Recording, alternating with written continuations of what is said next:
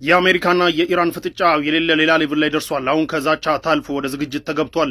ዶናልድ ትራምፕ ብሪፍ ተደርገው ነበር፣ ያላቸው ሚሊተሪ ኦፕሽኖች ብሪፍ ተደርገው ነበረ። ፋይናል ውሳኔ ባይወስኑም ግን ሚድል ኢስት ላይ ያሉ ወዳጅ ሀገሮቻቸውን እነ ሳውዲን እንዲሁም አረብ ሀገራቶችን በሙሉ ተዘጋጁ ብለዋል። ትራምፕ ለኢራን አመፀኞችም ሰልፈኞችም እንግዲህ ሄልፕ ኢዝ ኦን ዘ ዌይ እርዳታ እየመጣላችሁ ነውና በርቱ ብለዋል። ኢራን በበኩሏ እንግዲህ ምንም አይነት ጥቃት የሚፈጸምብኝ ከሆነ ሚድል ኢስት ላይ ያሉ የአሜሪካ ቤዞችን በሙሉ እመታለሁ፣ እንዲሁም እስራኤልንም እመታለሁ ብላለች ኢራን። በሌላ በኩል እንግዲህ የኢራን ፕሮቴስተሮች ፕሮቴስት እያደረጉ ምን ያደርጉ እንደነበረ መስጂዶችን እንዴት አድርገው ያወድሙ እንደነበረና እነዚህ ፕሮቴስተሮች መጀመሪያ የነበረው ሌጂቲሜት የሆነ የኢራን ህዝብ ጥያቄ እንትን ያደረጉ ምንድነው ሃይጃክ ያደረጉ ፎሬን አክተሮች ናቸው፣ ራዮተሮች ናቸው ሲሉ የነበሩትን ክሌም የኢራን መንግስት የተለያዩ ቪዲዮዎችን በመልቀቅ እነዚህ ራዮተሮች መስጂዶችን ገብተው መስጂዶች ውስጥ ሲያወድሙ የመስጂድ ንብረት ሲያወድሙ ምናምን የሚያሳዩ ቪዲዮዎችን ፖስት አድርጓል። ይህ ደግሞ ከኢራን ህዝብ የሚጠበቅ አይደለም።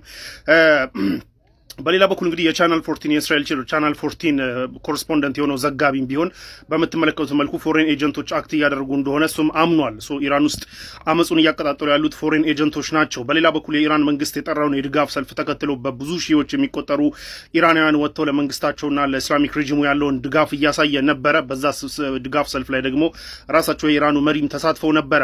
በሌላ በኩል እንግዲህ ይህ ሁሉ የሚደረገው ትክክለኛውን የሆነ የኢራንን ህዝብ ጥያቄ ሃይጃክ ያደረጉ ፎሬን አክተሮች እንደሆኑ ለማሳየት ያደረገችውን ጥረት በሙሉ አሳይታለች። እንግዲህ ያላትን በሙሉ አሳይታለች።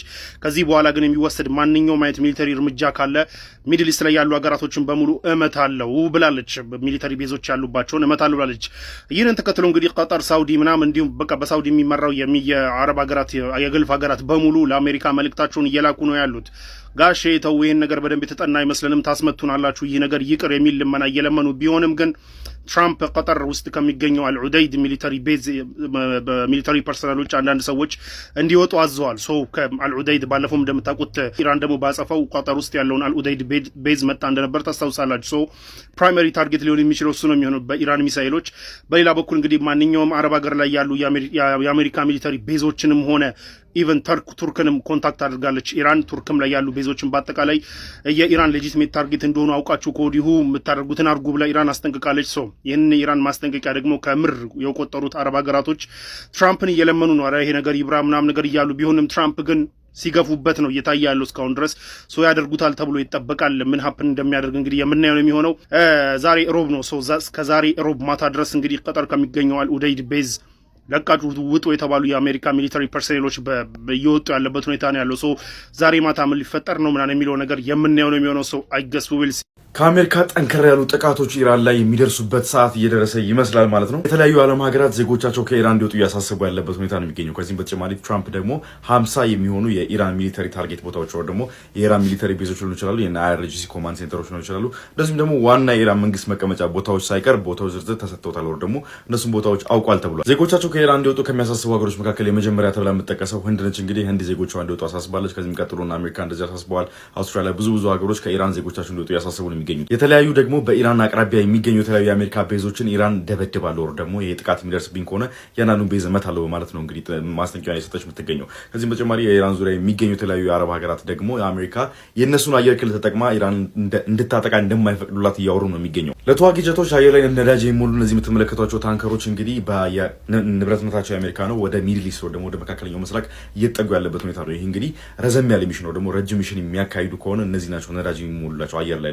ለጀቶቹ ማለት ነው። የምናስታውስ ከሆነ ባለፈው በኢራን እስራኤል ጦርነት በ12ቱ ቀን የኢራን እስራኤል ጦርነት እንግዲህ ከተደበደበው አንደኛው ቤዝ መካከል ኳታር ውስጥ የሚገኘው ነው። እንግዲህ አንደኛው አልዑዴድ የሚባለው ቤዝ ወይ ደግሞ አልዑዴድ የሚባለው የአሜሪካ የጦር ቤዝ ነው እንግዲህ በኢራን ድብደባ የደረሰበት። ታዲያ ከዛው ቤዝ ውስጥ የሚሰሩ ደግሞ ኢሴንሻል ናቸው አስፈላጊ ናቸው ተብሎ የሚታሰቡ ሰዎች ከዛ ቤዝ እንዲወጡ ትእዛዝ እንደተሰጣቸውም ተነግሯል። የተለያዩ የእስራኤል ሚዲያዎች ደግሞ ሪፖርት እንደሚያደርጉት ከሆነ ይህ ጥቃት እንደባለፈው አይነት ጥቃት ሳይሆን የኢራንን ሬጂም ወይ ደግሞ የኢራን አገዛዝ የሚለውጥና የኢራን አገዛዝ የሚገለብጥ አይነት ጥቃት ሊሆን ይችላል ተብሎ ነው የታሰበ የሚገኘው። የእስራኤል እንግዲህ የጠቅላይ ሚኒስትሩ አውሮፕላን ደግሞ የጠቅላይ ሚኒስትር ቤንያሚን ኔታንያሁ አውሮፕላን ዊንግስ ኦፍ ዛይን ነው ደግሞ የጽዮን ክንፍ የሚባለው አውሮፕላን ማለት ነው እንግዲህ በአሁኑ ሰዓት ላይ ለቆ ግሪክ ነው የሚገኘው፣ ከእስራኤል ወጥቷል። የእስራኤል ሚሊተሪ፣ የየመን ሚሊተሪ፣ የሳውዲ ሚሊተሪ እና የኢራን ሚሊተሪ ሀይ አለርቶ ደግሞ በከፍተኛ የተጠንቀቅ ደረጃ ላይ እንዳሉም የተነገረ ነው የሚገኘው። መሆኑ የሚቀር አይመስለኝም። ጥቃቱ የሚካሄድ እየመሰለኝ ነው። መቼ ነው የሚለው ነው እንግዲህ የሚያከራክረን ማለት ነው። እናንተ መቼ ሊሆን ይችላላችሁ የምታስቡትን ነገር ካለ ኢራን በትላንትናው ዕለት ሌላ ሳተላይት ጃም አድርጋለች።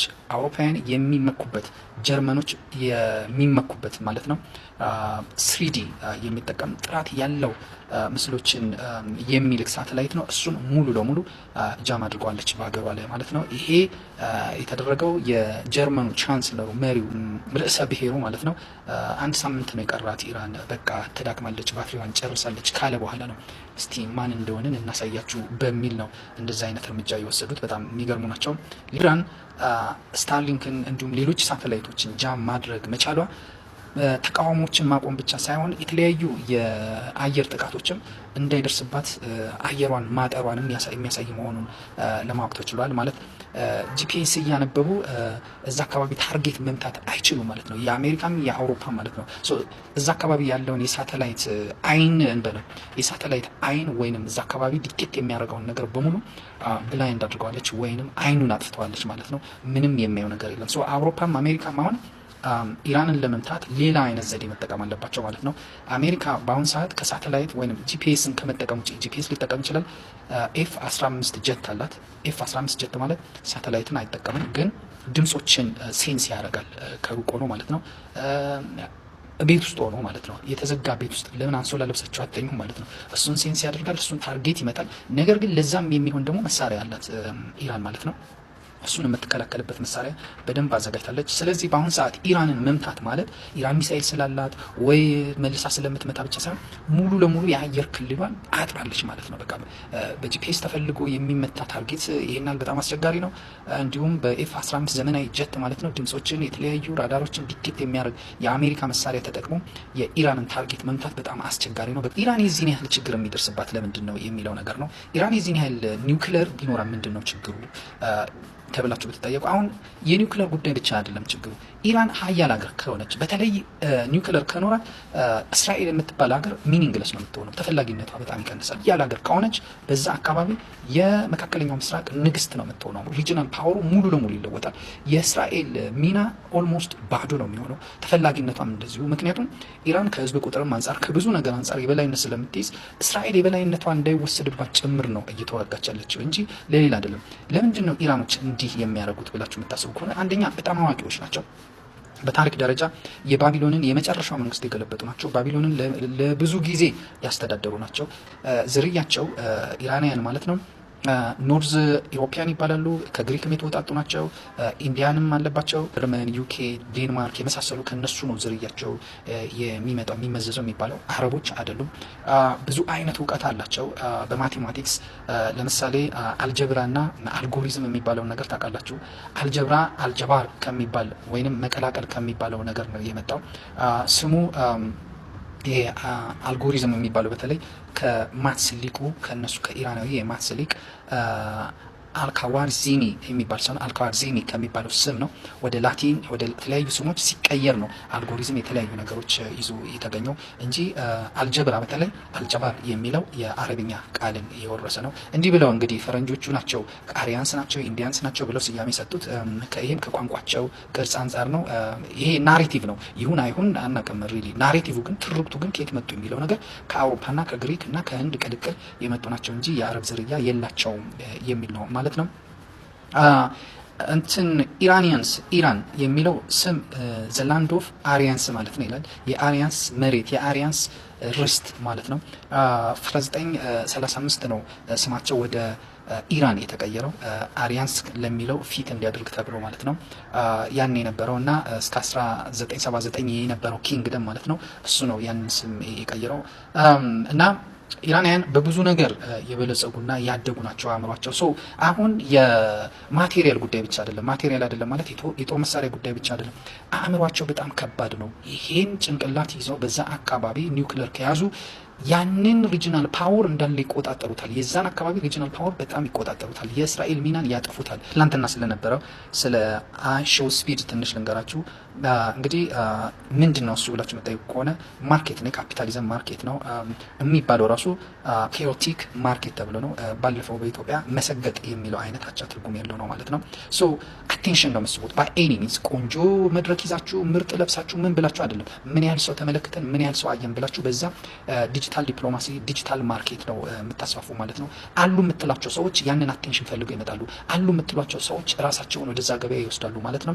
ኢትዮጵያ ትላንትና በነበረው ነገር ላይ መሰረት ተደርጎ በዓለም እሱ ልጁ ማለት ነው አይሾ ስፒድ ባስቀመጠው ደረጃ አንደኛ ኢንዶኔዥያ፣ ሁለተኛ ብራዚል፣ ሶስተኛ ደግሞ ኢትዮጵያ ናት ተደራሽ ወይም ለቱሪስት በጣም አስፈላጊ የሆኑ ተብለው ከተቀመጡት ይህንን ደረጃ አግኝታለች ማለት ነው።